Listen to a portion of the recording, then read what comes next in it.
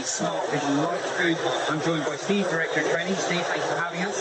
Thank you for having me. If you would just like to take the first couple of minutes, tell us a little bit about Smart Vision. All right, Smart Vision Lights is a leading supplier of machine vision lighting for imaging in the automation industry. So our sole products are LED lights strictly to be used for imaging and things we want to do for either machine vision, robotic guidance, or those kinds of things. That's brilliant. And so Smart Vision Lights, based in North America. In Michigan, probably made in the USA. Michigan, we're on the west coast of Michigan, but we're very close to Detroit. We serve all these automotive and all the mainstream markets. That's fantastic. And so should we have a look at a couple of the products? Yeah, absolutely.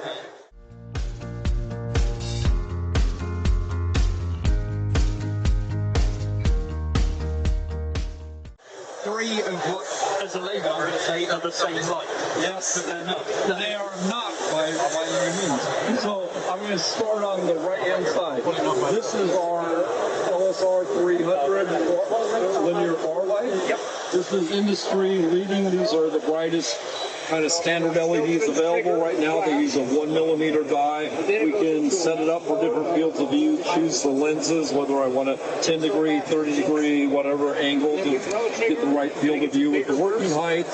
And what we're showing here is an inspection of the label, but you're seeing the light in continuous on mode. So when we design the lights, the amount of LEDs we can put in the total amount of light is dictated by the heat. So the actual package and the heat get out says how bright we can make this light. And in DC mode, then it's continuous on, our eyes see it nice, but it makes the most heat. The way we beat that is, this is now almost the same light, but it's LHI 300, so the package is the same, and in fact the driver and electronics and stuff are the same. Okay. But this light is an overdrive strobe only light, so it must be strobe. It can't be turned on like that light, but overdrive lets us run the same LEDs at 5 times the current and make the light. It's not quite linear, but we get about 3.5 times the light out of it for that 5x current. But now it must have a defined pulse width that it can't exceed to overheat, and it must have a duty cycle rest. So this light is running on about 3% duty cycle. It's very bright for a short period, and then when the camera's reading out, it's off. But the downside to this is now the strobing can bother. We can give you, and to your eyes see the average power. So to this light, and probably to your camera here that's not synchronized, this light looks dimmer than that, but to the camera it's brighter. We'll talk about that at the very end here. But it's strobing, and sometimes this is offensive. So now in the middle, this is actually, and you can see we can pack more LEDs in the same light underneath there. Because the heat is based on the average power, and there's a duty cycle rest. The average power is less, even though the peak power is higher. So now in the middle, we have the latest LEDs. These are now a larger 2mm die from Osram, and they are the brightest that are available. This is an upcoming product, so the LEDs are even brighter. And if you first look at it, you say, well, that's continuously on like the first light, and it's pleasing to my eye. It's no offensive strobing. But the LED is actually twice as bright as over here, and it's actually strobing at exactly the same rate as over there. But it has a feature called hidden strobe, and we hide it to hide the offensive strobe flashing, which can cause problems for the operator. And what happens is when the light is off, when it's taken a picture with the camera, finish the duty cycle, then it says if there's not a valid trigger, it starts self-strobing itself in the background at 1,300 times a second and only a few very short, few microsecond type pulses and repeating. So our eyes see that as a continuous, like a high frequency ballast for fluorescence, which some people understand. It looks continuous, but it's actually strobing. And the end effect of this, if you look up top, all three of these lights, we've taken a histogram in the software and we've balanced them. You can see they're all exposed exactly the same. But what you can see is the continuous mode, it takes 450 microseconds. So that's faster than a 1/2000 shutter. It's plenty bright and plenty fast for most, but in a lot of applications, if you're using polarizers, you have high-speed motion, you want shorter shutter time.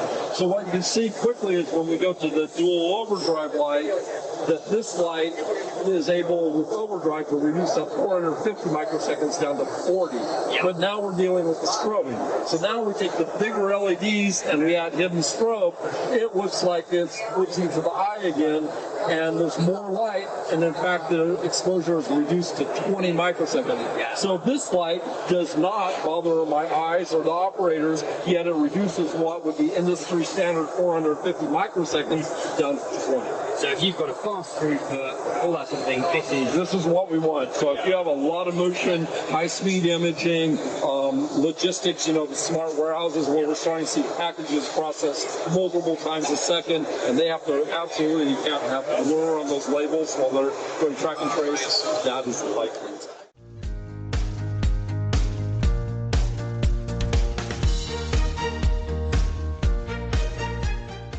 And one of the other things I've noticed, or I noticed here, is actually they do all look the same. They all seem the same size, same dimensions, all that sort of stuff. So, you know, I'm factory X, and I need to upgrade because actually I need to increase my throughput. I don't need a whole new system. You, in fact, do not. So one of the advantages of smart vision lights is we always build the controller into the light. Yeah. So this light, and you don't see it, that's one of the other advantages. A lot of my competitors drive their lights with just voltage. You apply the 24 volts and it's on. LED lights make, the amount of light they make is proportional to the current, not the voltage. They're current driven, so you want to drive them constant current. So not only do we give you a controller to trigger and do everything in light, I don't need an external, but it's making a voltage conversion light. So that light is getting the same amount of current, making the same amount of light every time it is triggered. And then on top of that, we can trigger, we have both PNP or NPN triggers, we have dimming, all built into the same little 5-pin pinout. So then when we do, and it sets us up for overdrive, because now I want to provide like 5 or 10 times the current, we're all right there with no wires, no parasitic impedances to drive the LED engine directly like that. But all of these lights operate off the same pinout in our 18-year history, and I literally could unplug this one, plug it in over there, and it would work. I could go pick up the RHI or the Joule or any one of these, and literally unplug it and just change to that light. So now the end user only has to learn once how to interface to our lights. Everything's built in. They can plug the camera directly in and trigger and synchronize with the camera without external boxes. And then once they do that, if they get a new application, need a different form factor or others, they can just really change. Well, that's been brilliant. So.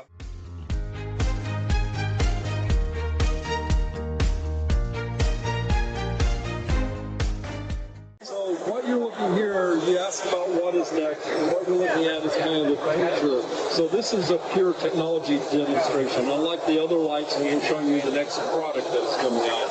Here, this is not meant to be a product. This is a test bed where we're showing the technology. So in this case, Osram Sylvania has come to us, and Osram makes some of the brightest LEDs, and in particular, they're in the automotive market. So in Europe, in the automotive, we all know about the problem with LED headlights shining head-on into our light. In Europe, there's legislation that says the cars must be smart, and when it sees a car coming on head-on and recognizes there's a driver there, the headlight must be smart, and what they actually do is align the camera with this LED that is addressable and can make shapes, and they align it and say, well, that car is here in my frame, and they actually make a blackout, a hole in the headlight around the driver so that those rays that are dead on between the eyes looking down there aren't there. All the rays that are around the car and light and scene are still there, but the ones that are offensive straight on driver are blocked out. They came to us and said, we're looking for other places to put this technology. Smart Vision Lights is one of the leaders in machine vision. North America is an important market. Tell us what we need to do. So this test bed was developed, and what they're showing you is this is now a dynamic projector. It's using that same headlight technology, but we can address it. And the things you're seeing are just typical things we can show. So these things might be as simple as pass-fail. They might be dynamically changing. You could imagine that your operator doing assembly and it's showing you steps. Put the part shaped like this here and checking with the camera that you're doing the right types of assembly. Yeah. It might be shining on the factory floor to give you varying guidelines. We'll avoid this area today, tomorrow we'll move things, avoid that. We're looking for ideas and all that, and ultimately we'll take this and reduce to these are the features they need in the product.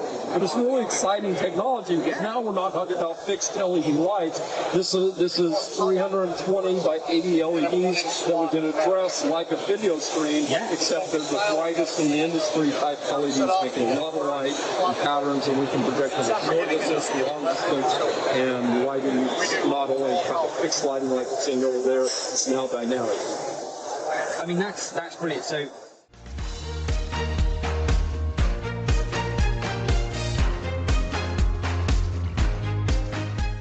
Thinking about, like you say, Smart Vision Lights, 18-year history, leaders in this LED lighting space and all that sort of stuff. Do you see this as the future? I was around came to you and said, you can do this, but actually you've just recited a few different possible use cases. Is this where you think Smart Vision, the bread and butter will always be there, but actually you want to do something a bit more exciting? This is one of the pieces of the future, certainly. I don't see it as linear. Cameras for a while increasing in resolution, speed, lighting brighter and brighter, but we have to do more and more things. And machine vision used to take place in a conveyor belt, in a box. I used to call it the bread box. Nowadays, you see it going out in the world. There's agricultural applications. Bin picking is no longer picking out of a little tray. We're bin picking car doors, freight cars over big areas. So it's a combination of these things. So this is one piece of our future. Absolutely, it's not a linear future, but I also see it's not just a camera anymore. 3D vision, used 2D and 3D are very important. So the kind of patterns when you see these random noise patterns going by like here, this is important for 3D vision. They're using that to enhance, like if I'm using a stereo vision camera to go in 3D, then the pattern wraps around the object and highlights the edges and makes that pattern even more robust and accurate. But the problem is I can have dead spots in that, so then they want to vary the frequency to get accuracy and control those dead spots and other things. And what I see is machine vision is no longer just a 2D snap. It's going to be 3D, and it's going to be dynamic and changing. The robot may come up there and go and do a scan over a number of areas, and then come out with the final output, which is useful to the operator. So I guess one.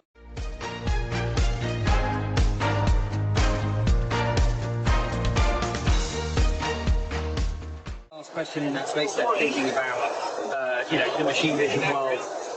One of the issues, I'll call it an issue, that some people sort of raise, particularly new manufacturers and people that are new into the game. They'll buy a camera for their scanning and all this sort of stuff, and they've seen it, in a lab environment and that sort of stuff, but the lighting's not quite what they have now when they go back to their factory. So how important would you say actually getting the right LED, so it might be the continuous on, it might be this, how important do you think people need to understand that lighting is in the system? Absolutely crucial to them. What people don't understand, they think about the camera and the other things. The camera only sees what the light shows them. And if I could make you one light and it's just bright and you just use this for anything, we would do that. The reason we have all these different geometries, bar lights, ring lights, panel lights, is different applications demand each one of those kind of geometries. And in fact, I have, when we do classes and teaching, I'm teaching the A3 CDP advanced lighting course, for example.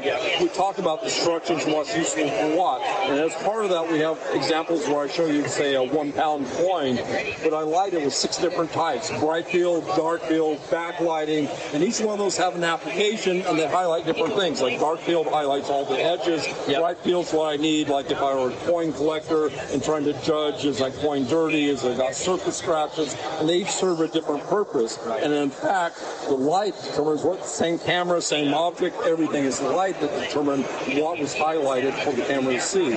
And even when we talk about the advent of AI can't make up data that is not there. Just like an operator needs to see the right image, if I train the operator in a dim environment, they're going to have as good an environment as well lit. If I trained them and gave them lighting that was the wrong kind of lighting and they couldn't see the features they want, they don't do as good a job. Yeah. So even with AI, it's crucial to get the right lighting to bring the right feature for the job I'm doing. No, that's very true, and yeah, I think that's been really interesting and really insightful for all our viewers and readers as well. So thank you for taking the time today. Thank you very much.